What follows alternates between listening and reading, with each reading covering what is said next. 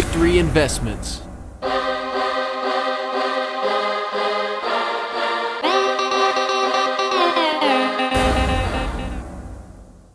All right, so I have an awesome mail day today. Gonna open up something that I'm super excited about. This is for my personal collection. I know exactly what it is. It just came in the mail, was just delivered. Actually, the crazy thing is, this was a signature tracking mail that the seller had sent to me, and our mail guy just stuffed it in our mailbox out front by the street. So I need to make a call because this is a $5,000 purchase, and he just stuffed it in the mailbox where anyone could come and grab it. So that was not cool, but I'm super excited. This is awesome. I can't wait. This is a card that I have had in the past and I have sold, and this one is staying in my PC. I guess I say that unless maybe I upgrade in the future. You never know with collecting. But before I get into it, check this out. This is a 1990 Beckett with MJ on the cover, and we're gonna look real quick at the price of what this card was going for in 1990. Remember these things? Of course, many of you do. Those of you who are super young would not remember. New collectors wouldn't remember having to get a physical Beckett. What I always loved was the hot and cold list. Check this out. There's always, look here. This was whose cards were hot and cold at the time. Isn't it crazy that back in 1990, Michael Jordan was the #1 hot card, closely followed by David Robinson, Magic Johnson, and Larry Bird. But then this was what was also wild. Larry Bird was also the #1 cold. What on earth was going on back then? We got Charles Barkley was the 10th hottest sports card at the time, but he was the 3rd most cold. What was going on?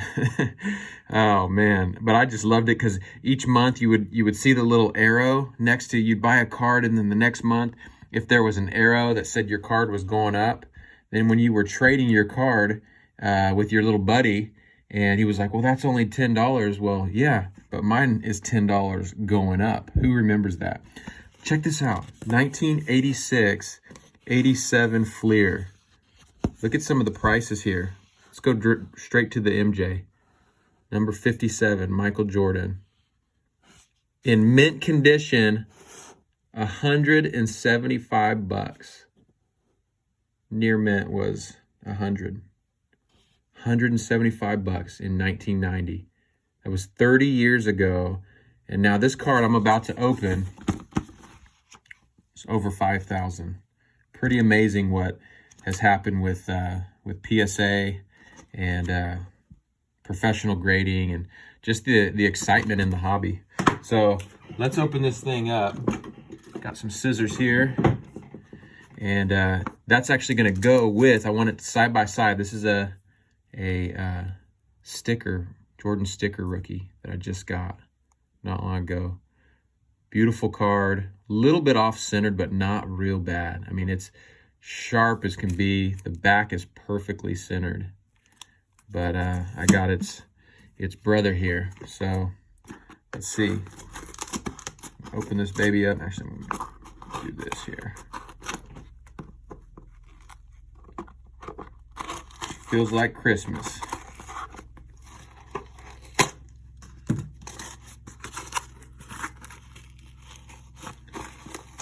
I did a pretty good job packaging here. Let's see how he packaged on the inside. All right, so we got some bubble wrap, and then it looks like he's got it also inside a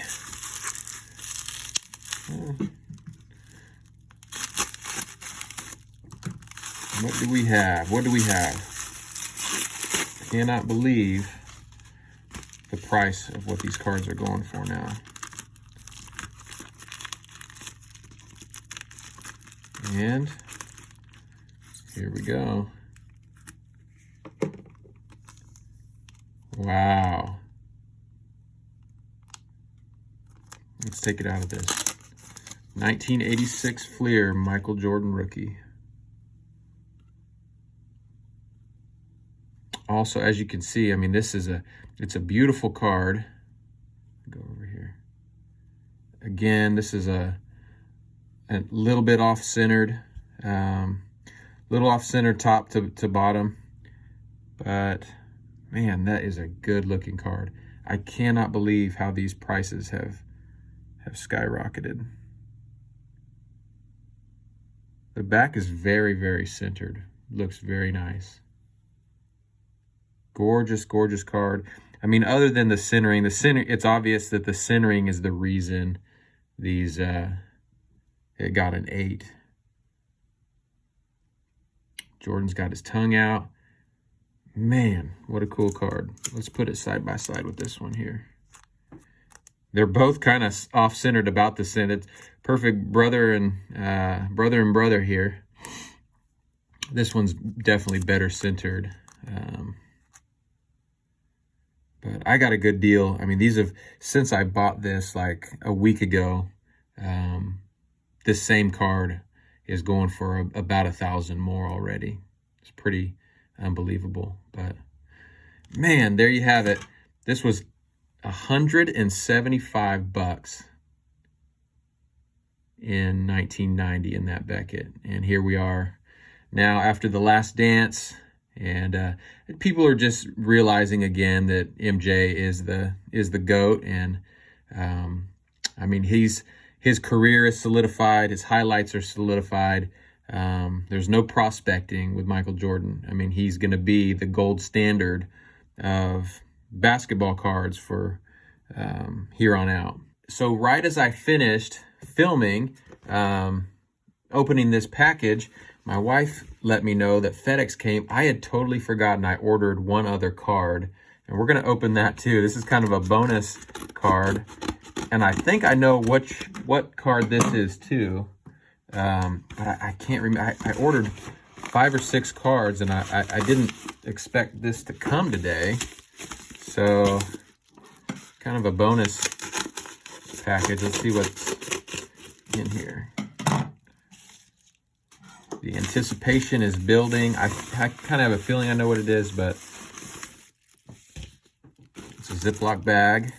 You know, people ship in all shapes and sizes. You never know how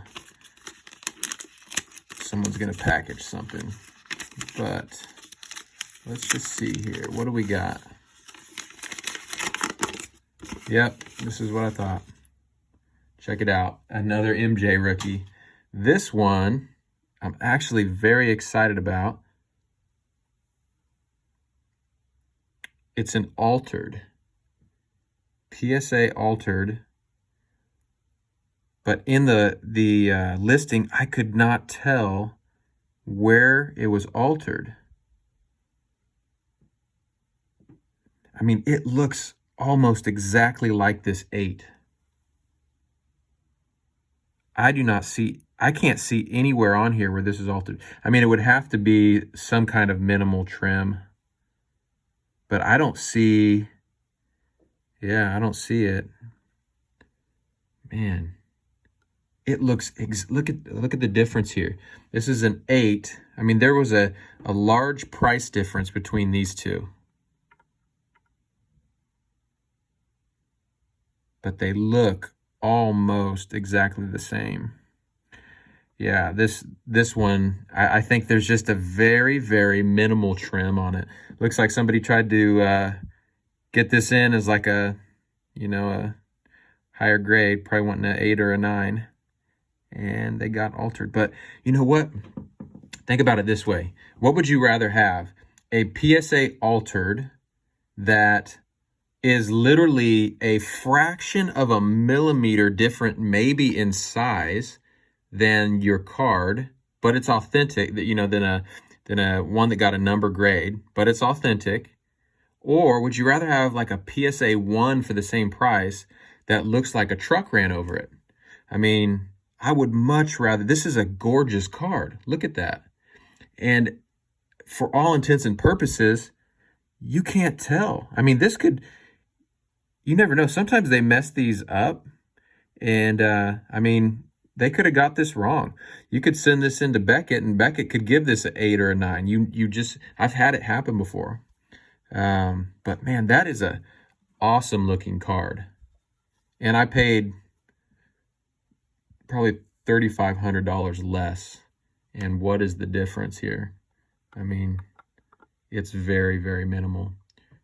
I mean, I know for the purist, you obviously want it exactly as it originally came out of a pack, but I can barely tell a difference. And to be honest, this altered is actually sharper. The image is quite a bit sharper. I don't know if you can tell on camera. The colors are about the same, but the image, when you get it up close, look at Michael there, and I mean, it's not a big difference, but wow. I love both of these. Really, man, that altered is actually very, very impressive.